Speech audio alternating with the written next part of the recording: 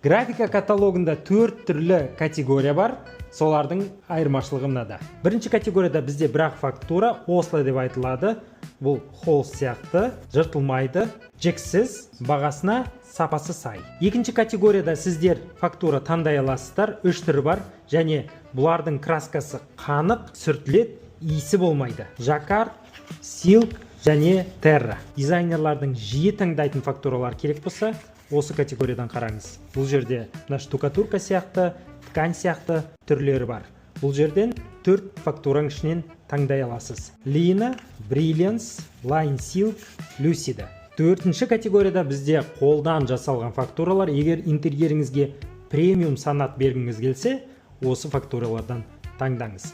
Бұл жерге Loft пен Flavia кіреді. Осы 4-ші категорияға жататын 2 қосымша фактура бар. Ол мынандай алтын және күміс тәріздес фактуралар.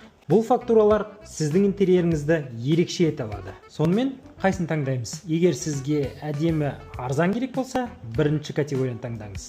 Егер сізге сүртілетін обой және краскасы қанық болсын десеңіз, онда 2-ші санат таңдаңыз. Егер сізге талғамы жоғары дизайнерлер таңдайтын премиум санат болса, онда 3-ші категорияны таңдаңыз. Ал егер сізге эксклюзив пен өнер керек болса, онда қолдан жасалған фрескалар таңдаңыз. Шатыспайсыз.